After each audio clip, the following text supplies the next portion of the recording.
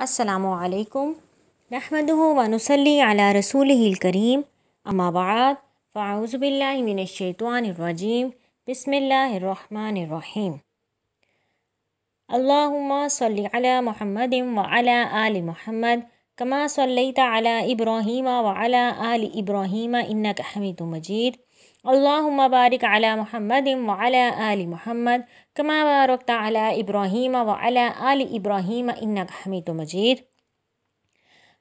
واقعہ عام الفیل سے تقریباً 50 دن پہلے پیر کا مبارک دن طلوع آفتاب سے کچھ دیر قبل آقائے محمد صلی اللہ علیہ وآلہ وسلم رحمت للعالمین اللہ تعالیٰ کے پیارے محبوب اور لاڈلے نبی کی آمد ہوتی ہے۔ اس پیارے نبی صلی اللہ علیہ وآلہ وسلم کی آمد جس کے لیے اللہ تعالیٰ نے یہ ساری دنیا بنائی، وہ نبی جو نہ صرف انسانوں بلکہ جانوروں کے لیے بھی رحمت بن کے آئے، وہ نبی جو اپنے لیے نہیں بلکہ اپنی امت کے لیے راتوں کو اٹھ اٹھ کر روتے تھے، وہ اپنی امت کی ہدایت اور مغفرت کی دعا کرتے تھے۔ اور آج وہ امت حضور پاک صلی اللہ علیہ وآلہ وسلم کی ولادت اور وفات کا دن ایسے مناتی ہے کہ انسانیت بھی شرما جائے، نعوذ باللہ من ذالک۔ حدیں پار کر کے حضور پاک صلی اللہ علیہ وآلہ وسلم کی ولادت اور وفات والے دن کیک کاٹا جاتا ہے۔ ایک عام انسان کی ولادت کا دن منانا جائز نہیں تو پھر آقائے دو جہاں رحمت للعالمین کی ولادت کا دن کیسے منا سکتے ہیں؟ میں اس بحث میں نہیں پڑتی کہ ولادت کا دن کون سا ہے، کیونکہ اس بات میں شک ہے کہ 9 ربیع الاول تھی، 12 ربیع الاول تھی یا 3 ربیع الاول، مگر یہ بات ثابت ہے کہ وفات بھی 12 ربیع الاول کو ہی ہوئی۔ پھر ربیع الاول کا مہینہ قریب آتے ہی سوشل میڈیا اور میسیج کے ذریعے ایک بات عام کر دی جاتی ہے کہ رسول اللہ صلی اللہ علیہ وسلم نے فرمایا، جو ربیع الاول کی آمد کی مبارک بات سب سے پہلے دے گا اس پر جہنم کی آگ حرام ہے۔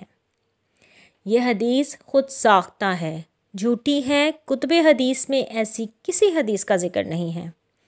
آپ صلی اللہ علیہ وآلہ وسلم پر جھوٹ باندھنا گویا خود جہنم کو مول لینا ہے، لہٰذا اس سے بچنا چاہیے۔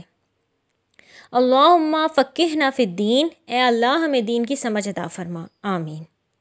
آئیے میں آپ کو تاریخ میں لے چلوں، ایسا محسوس کریں کہ ہم عرب میں بیٹھے ہیں، اور میں آپ کو حضور پاک صلی اللہ علیہ وسلم کی پیدائش سے لے کر وصال تک کے تمام احوال سناؤں اور آپ کو سیرت نبی صلی اللہ علیہ وآلہ وسلم سے مستفید کروں۔ حضور پاک صلی اللہ علیہ وآلہ وسلم مکہ معظمہ میں پیدا ہوئے اور یہی شہر آپ کا وطن ہے۔ مکہ ملک عرب میں ہے۔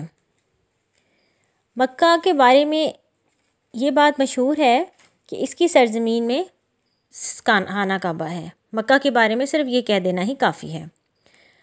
حضور پاک صلی اللہ علیہ وسلم کی پیدائش کا دن 9 ربیع الاول ہے، 12 ربیع الاول ہے، 3 ربیع الاول ہے، اللہ عالم۔ یوم دشمبہ بمطابق 20 اپریل 571 عیسوی۔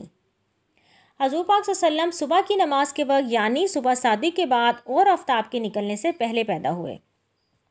حضرت عیسیٰ علیہ السلام کی پیدائش سے 570 برس گزرنے کے بعد 571 عیسوی میں جس سال اصحاب الفیل کا واقعہ ہوا، آپ صلی اللہ علیہ وآلہ وسلم کے والد ماجد کا نام عبداللہ اور والدہ کا نام آمنہ تھا۔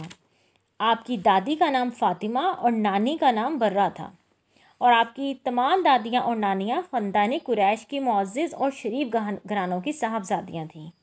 آپ کے دادا کا نام عبد المطلب تھا۔ حضور پاک صلی اللہ علیہ وسلم کی پیدائش سے پہلے ہی مدینہ میں حضور پاک صلی اللہ علیہ وآلہ وسلم کی والد وفات پا چکے تھے۔ پھر جب 4 یا 6 سال کی عمر ہوئی تو والدہ نے انتقال فرمایا۔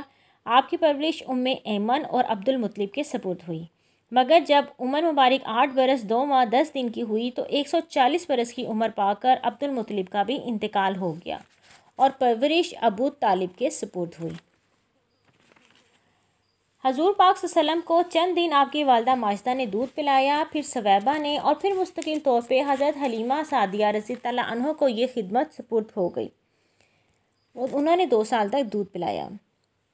حضرت حلیمہ کے بارے میں یہاں پہ میں بتاتی چلوں کہ جب حضور پاک صلی اللہ علیہ وسلم کو انہوں نے اپنی پرورش میں لیا تو ان کا دودھ اتنا بڑھ گیا کہ ان کا بچہ جو پہلے بھوکا رہا کرتا تھا اب حضرت صلی اللہ علیہ وآلہ وسلم کے ساتھ وہ بھی شکم سیر ہونے لگا۔ اونٹنی جس کا دودھ خشک ہو چکا تھا خدا کے حکم سے اتنا دودھ دینے لگی ماشاءاللہ کہ سب کو کافی ہوتا تھا۔ حضرت حلیمہ رضی اللہ عنہا ایک خچر پر سوار ہو کر آئی تھیں جو بہت کمزور اور دبلا تھا اور سب سے پیچھے چلتا تھا، لیکن واپسی میں حضور اکرم صلی اللہ علیہ وسلم کی قدموں کی بدولت خدا کے حکم سے ایسا چست اور تیز ہو گیا کہ سب سے آگے چلنے لگا۔ جب مکان پر پہنچے تو دیکھا کہ قحط کے باعث بکریاں بالکل سوکھ گئی تھیں، دودھ خشک ہو گیا تھا۔ حضور پاک صلی اللہ علیہ وسلم کی بدولت ان میں برکت پیدا ہو گئی۔ ایک اور واقعہ بھی ہوا تھا جب وہ ان کے پاس تھے، حضرت حلیمہ رضی اللہ عنہ کے پاس، وہ بھی بتاتی چلوں کہ دو فرشتے ایک دن انسان کی شکل میں حضور پاک صلی اللہ علیہ وسلم کے سامنے آئے اور حضور پاک صلی اللہ علیہ وسلم کا ننھا سا سینہ اور شکم مبارک چاک کیا، قلب مبارک کو باہر نکالا اور نور سے بھر دیا۔ حضور پاک صلی اللہ علیہ وسلم اس وقت دودھ چری بھائی کے ساتھ بکریاں چرانے جنگل میں تشریف لے گئے تھے۔ آپ کے بھائی نے حضرت حلیمہ کو اس واقعے کی خبر دی، پھر حضور پاک صلی اللہ علیہ وسلم نے سارا قصہ بیان کیا۔ حضرت حلیمہ تھوڑی سی خوفزدہ ہو گئیں اور حضور پاک صلی اللہ علیہ وسلم کو واپس چھوڑ آئیں۔ حضور پاک صلی اللہ علیہ وسلم لڑکپن میں بہترین اخلاق کا مجسمہ تھے۔ اپنی کمائی سے بسر کرنے کا شوق شروع ہی سے تھا۔ 12 سال کی عمر میں چچا ابو طالب شام کی طرف لے گئے۔ راستے میں بحیرہ راہب سے ملاقات ہوئی۔ اس نے حضور پاک صلی اللہ علیہ وسلم کو پہچان لیا اور واپس بھیج دیا، کیونکہ جو یہ راہب تھا اس نے حضور پاک صلی اللہ علیہ وسلم کے بارے میں پڑھا ہوا تھا اپنی کتاب میں، اور وہ ساری نشانیاں جو تھیں وہ حضور پاک صلی اللہ علیہ وسلم میں پائیں تو ان کو پہچان لیا۔ 25 سال کی عمر میں حضرت ختیجہ سے نکاح ہوا۔ اس وقت ان کی حضرت ختیجہ رضی اللہ عنہا کی عمر 40 سال تھی۔ وہ بیوہ تھیں اور ایک بچے کی ماں تھیں۔ حضور پاک صلی اللہ علیہ وسلم کو پیدائش کے 41ویں برس 9 ربیع الاول کو بمطابق 12 فروری 610 عیسوی بروز دوشنبہ کو غار حرا میں نبوت سے نوازا گیا۔ حضور صلی اللہ علیہ وسلم نے اللہ کے حکم سے اول پوشیدہ طور پر مسلمان بنانا شروع کیا۔ تقریباً 30 سال اسی طرح اسلام کی تبلیغ ہوتی رہی۔ حضرات رضی اللہ عنہ مسلمان ہوئے، انہوں نے اپنا فرض محسوس کیا اور فوراً دوسروں میں تبلیغ شروع کر دی۔ اس طرح آہستہ آہستہ 3 سال کے عرصے میں تقریباً 30 آدمی مسلمان ہو گئے۔ یہی وہ لوگ تھے جن سے اسلام کی جڑیں مضبوط ہوئیں۔ ان کا اس طرح اسلام لانا روشن دلیل ہے کہ اسلام تلوار کے زور سے نہیں پھیلا، بلکہ روحانی اور اخلاقی طاقت نے لوگوں کو اسلام کا عاشق بنایا ہے۔ اس کے بعد حضور پاک صلی اللہ علیہ وسلم نے کھلم کھلا تبلیغ شروع کر دی۔ حضرت عمر رضی اللہ عنہ اور بہت سے صحابہ کرام نے اسلام قبول کیا۔ اسی دوران ان کا سوشل بائیکاٹ بھی کیا گیا، اور اسی دوران حضور پاک صلی اللہ علیہ وسلم کی زوجہ محترمہ اور حضور پاک صلی اللہ علیہ وسلم کے چچا وفات پا گئے، اور اس سال کو انہوں نے عام الحزن کا سال قرار دیا۔ پھر اس کے بعد جب انہوں نے دیکھا، حضور پاک صلی اللہ علیہ وسلم نے دیکھا کہ مدینے میں ان کی مدینے والے کسی طور پر بھی بیٹھ نہیں رہے ہیں، تو پھر اللہ تعالیٰ کے حکم سے حضور پاک صلی اللہ علیہ وسلم نے مدینے سے مکہ کی طرف ہجرت کر لی۔ حضور پاک صلی اللہ علیہ وسلم نے مکہ ہجرت کر کے سب سے پہلے انصار اور مہاجرین کے درمیان بھائی چارہ پیدا کیا۔ اس کے بعد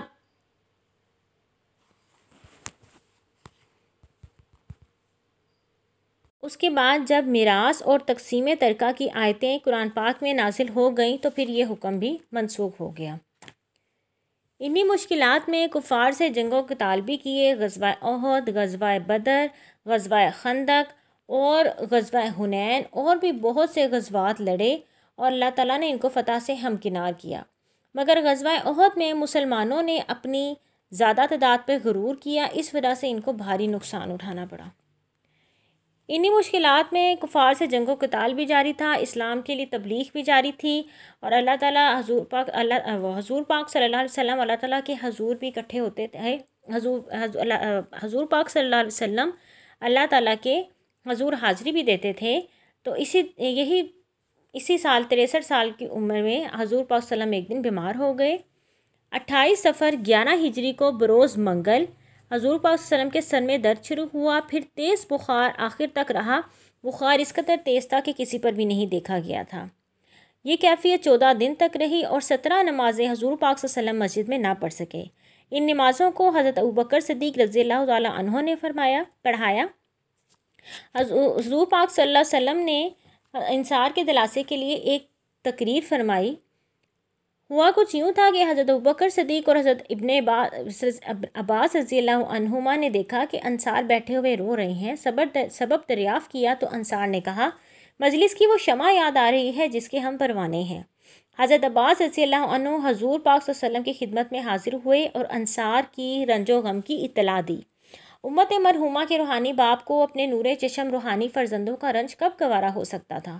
اگرچہ چلنا مشکل تھا مگر بفضل کرم حضرت عباس رضی اللہ عنہ اور حضرت علی کرم اللہ وجہہ کے مونڈوں پر ہاتھ رکھ کر مسجد میں تشریف لائے۔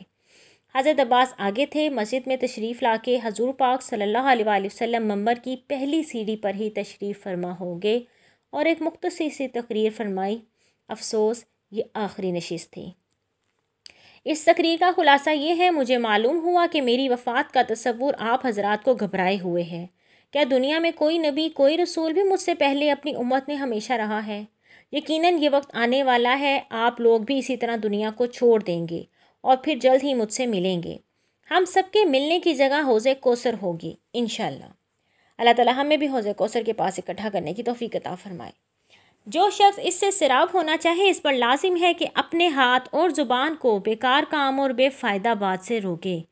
انصار کی طرف خطاب کر کے فرمایا، آپ مہاجرین سے اچھا سلوک کریں اور مہاجرین پر لازم ہے کہ وہ بھی محبت اور سلوک رکھیں۔ دیکھو اگر آدمی اچھے ہوتے ہیں تو ان کے بادشاہ اور حاکم بھی اچھے ہوتے ہیں، اور برے طریقے اختیار کر لینے پر خداوند عالم برے بادشاہ اور ظالم حاکم ان پر مسلط کر دیتا ہے۔ ایک اور مرتبہ زیارت بامشرف فرمایا، بیٹھ کر نماز پڑھائی۔ صدیق اکبر رضی اللہ عنہ آپ کے برابر کچھ پیچھے ہو کے ہٹے ہوئے کھڑے تھے۔